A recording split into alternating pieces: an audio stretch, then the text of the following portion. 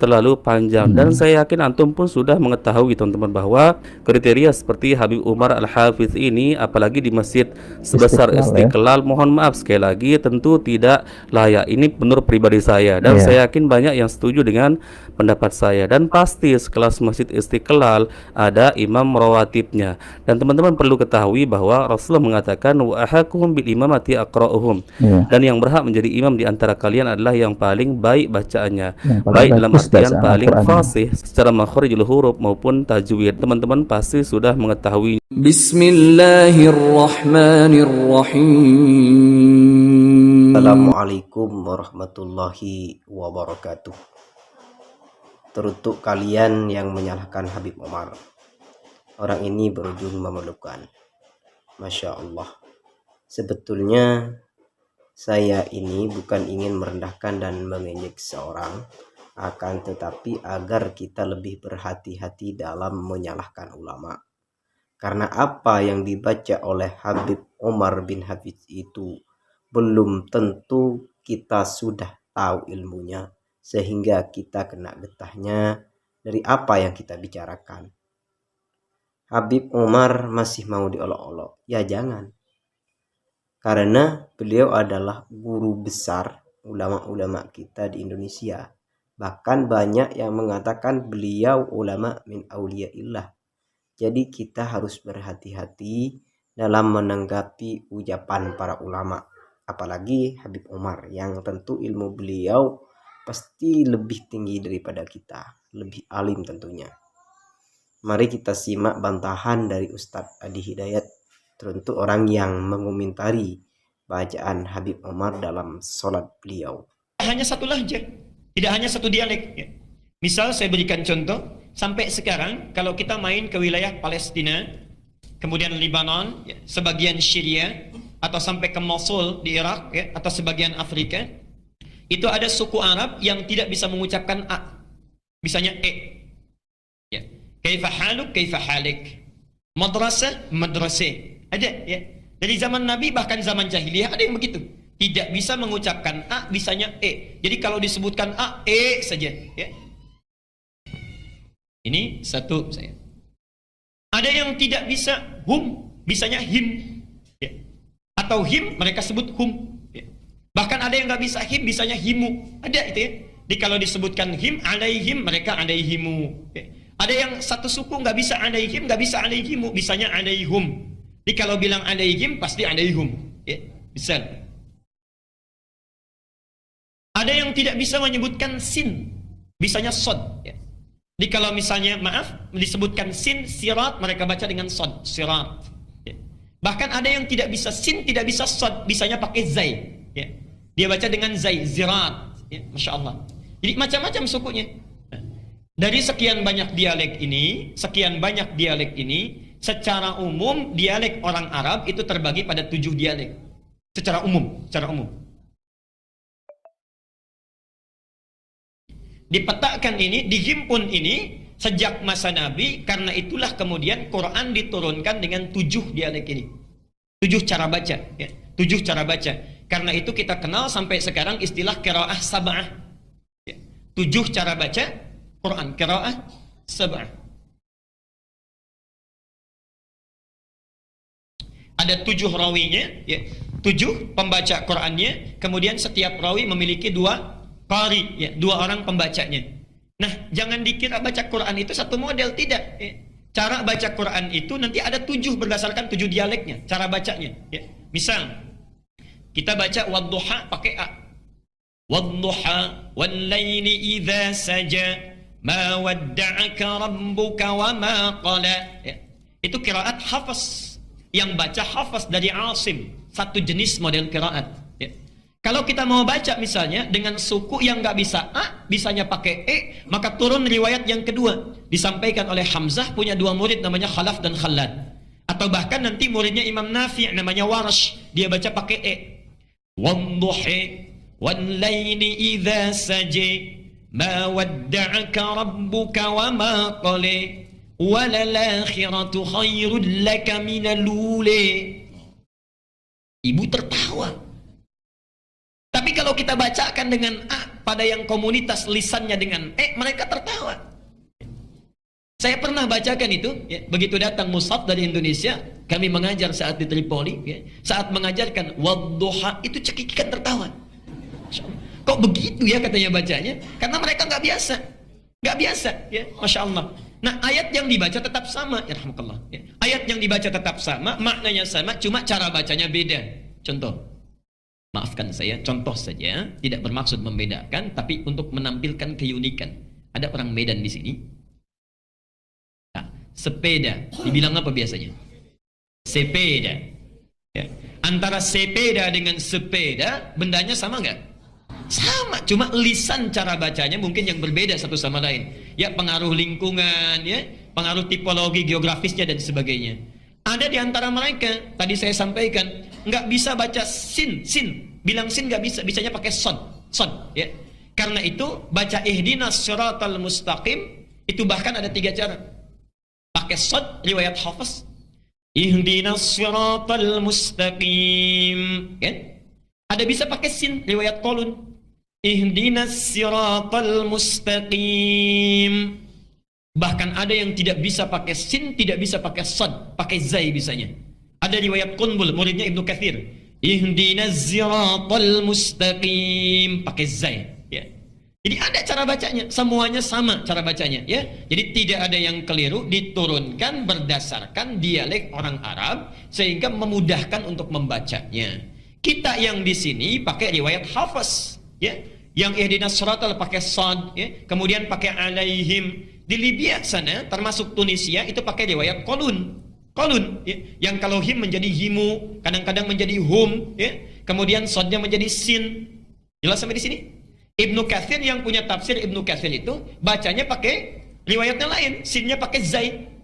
Ihdinas siratal mustaqim, pakai zai. Masya Allah, ya. Jadi yang dimaksud dengan qiraat adalah cara baca Al-Quran berdasarkan dialek-dialek Arab ini yang telah ditetapkan oleh Nabi. Karena ada dialek tertentu yang tidak bisa digunakan untuk baca Quran. Jelas sampai sini? Baik. 1. Jadi disebut dengan apa? Qiraat sab'ah. Ini sudah ada rumusnya dari ulama, ilmunya ada dalam ilmu qiraat, bukunya sudah dikarang, bahkan nazamnya sudah ada, Asy-Syatibiyah. Saya berikan contoh bukunya ini, ya.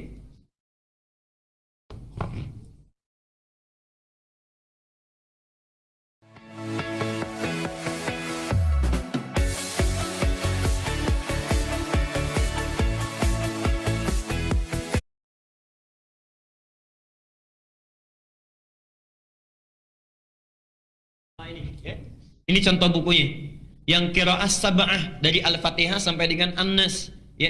Bagaimana cara bacanya? Nanti ada yang sama, ada yang beda cara bacanya. Misal Bismillah sampai Ar-Rahmanir-Rahim itu sama. Maliki Yaumiddin bisa dibaca dengan 2 cara. Panjang Maliki yang kita baca, bisa pendek riwayat Qalun Maliki Yaumiddin. Boleh, ya. Ilmunya di sini. Kalau yang nggak bisa bahasa Arab, ada bahasa Indonesianya.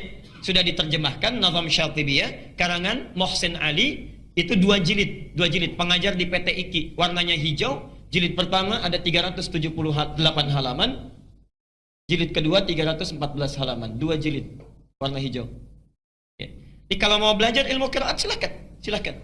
Ini yang dasar. Kalau nanti sudah mahir ini tambah 3 yang masyhur.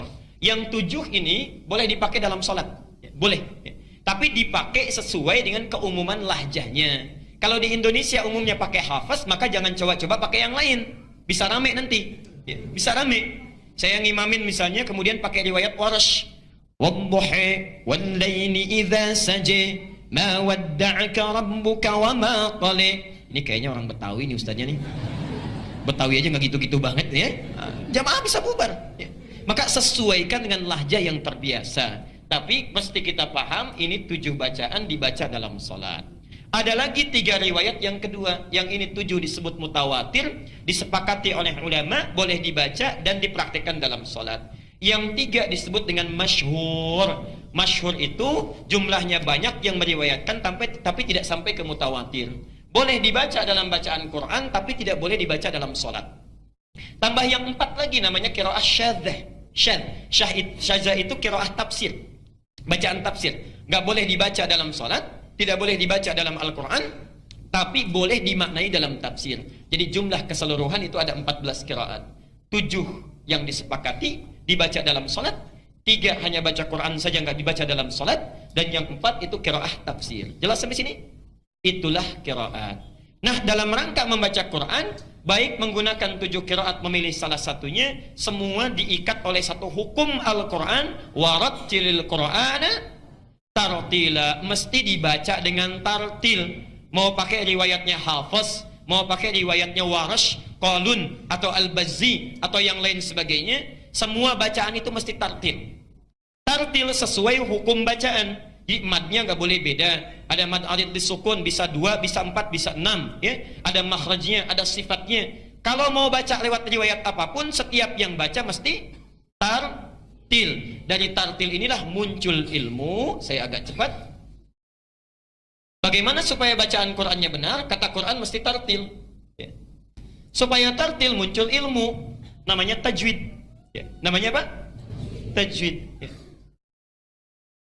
Jadi belajar Quran supaya tartil ini mesti belajar tajwid. Di tajwid itu dijelaskan sifatnya, dari mulai hukumnya, dari mulai hurufnya, makhrajnya, sifatnya, dan sebagainya, ya. Kita belajar di sana. Jadi kalau Bapak Ibu mau baca Quran mesti belajar apa dulu? Tajwid dulu, ya. Saya teruskan. Nah, orang yang belajar ilmu tajwid, baca Qurannya benar, ya, pasti dari setiap bacaannya itu akan melahirkan irama-irama yang khusus. Nggak mungkin nggak berirama, pasti ada iramanya. Pasti ada iramanya, ya. Saya beri contoh misalnya, ya. Kita Al-Fatihah saja, Al-Fatihah yang ringan, baik yang pakai bismillah dijaharkan atau disirkan. Bismillahirrahmanirrahim. Alhamdulillahi rabbil alamin, ya. Baik, pasti ada iramanya. Panjangnya, pendeknya, mad tabi'i cuma 2 harakat, ya. Panjangnya sekian, iramanya sekian. Mad arid disukun pilih bisa 2, bisa 4, bisa 6. Kalau 2 itu pendek namanya qiraah hadar, yang cepat sesuai tajwid. Kalau menengah itu bisa 4 harakat. Kalau panjang tiwal sampai 6 harakat boleh. Alhamdulillahi rabbil alamin, 6 harakat. Ar-Rahmanir-Rahim, misal, ya. Boleh, pasti ada irama. Setiap yang baca Quran sesuai dengan tajwid akan melahirkan irama yang bermacam-macam sesuai dengan hukumnya. Yang paling luar biasa, perhatikan sini. Irama yang muncul saat baca qiraat ini, subhanallah, adalah irama yang sangat khusus yang memiliki karakter sesuai dengan pembacanya dan sesuai dengan latar belakangnya. Ini yang paling luar biasa.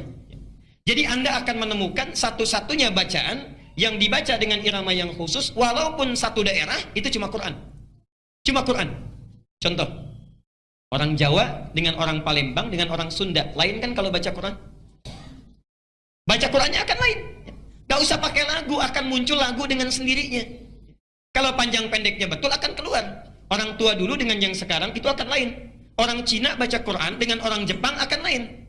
Akan lain nadanya, tapi tajwidnya semua sama. Jangankan mereka, sama-sama orang Arab saja, lagunya bisa beda. Iramanya bisa lain.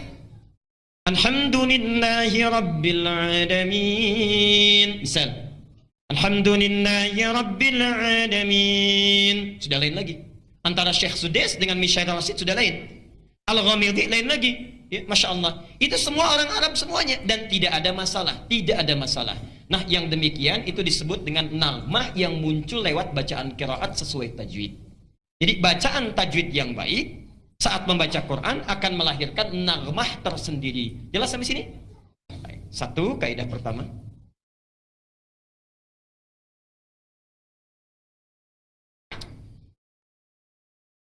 Shopee, Shopee pipi, Shopee pipi. Gratis ongkir banyak diskon. Shopee pipi. Beli semua di Shopee.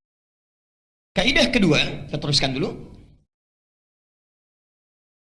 Bapak Ibu sekalian, kalau kita sudah mengerti dasarnya bahwa membaca Quran itu tidak ada lagu yang khusus, yang penting sesuai tajwid. Kalau baca sesuai tajwid akan melahirkan irama yang menunjukkan ciri khas pembacanya, ya. Imam Masjid Al-Ihsan dengan Al-Azhar pasti lain. Ketahuan kalau ngimami, ini pasti Masjid Al-Azhar. Ini pasti imam dari Al-Ihsan, langsung. Karena itulah, dari sejak zaman Rasulullah sampai dengan zaman kini, para ulama membuat aturan, ya. Tidak diperkenankan membaca Al-Quran itu dengan irama-irama yang sifatnya dikhususkan untuk hal di luar Quran. Misal, ada irama syair. Zaman Nabi dulu ya, bukan zaman sekarang. Zaman Nabi dulu. Dari zaman Nabi, itu selain Quran yang turun dari Allah sebagai bimbingan, ya, ada juga di kalangan masyarakat Arab yang terbiasa bernyanyi. Mereka menggunakan syair. Ya. Quran bukan lirik, Quran bukan lagu, bukan untuk dinyanyikan, tapi dibaca dan dipahami. Dan turunnya Quran sekaligus untuk menepis syair. Ya. Yuk kita lihat. Sebelum masa Islam datang, zaman jahiliyah syair sudah ada. Syaratnya syair itu memenuhi 16 rumus. Ada 16 rumus. Dikenal dengan bahr namanya. Bahrun. Setiap rumusnya. Ada yang disebut dengan bahr tawil. Tawilun lahu dunal bukhuri fadailu. Fa'ulun mafa'ulun fa'ulun mafa'ilu. Ada rajas. Mustaf'ilun. Ada ramal. Fa'ilatun. Dari rumus-rumus sampai ke 16 ini, di situ mereka membuat syair-syair dan ada lagunya, ada iramanya, ya. Ada nagmahnya, ada musiknya. Ya. Jangan dikira syair itu tidak ada lagunya, syair itu ada lagunya. Ya. Contoh, saya berikan 2 contoh saja misal. Rajas, yang mustaf'ilun. Kita berikan contoh singkat. Al-Asma'i punya qasidah namanya Sautus Safiril Bulbuli. Ini hebatnya orang Arab. Lihat benda saja itu bisa membuat syair. Sautus Safiril Bulbuli hayyaja qalbi thamiri al-ma'u waz-zarhu ma'a-zahri lahzul muqali fa anta ya sayyidali wa sayyidi wa maulali fakam tayammuni ghuzayyilun uqayqali qataftuhu min wajnatin min fi'li hadha ar-rajuli faqala la faqad ghada muharwili wa wal walad wali ya waylali faqultu la tuwalwili fabayyinul lu'ali qalat lahu hina kadha in harwadid dhul muqali kahatan kakailali tabtabi tabtabuli. Nah, itu ya enggak apa-apa silakan.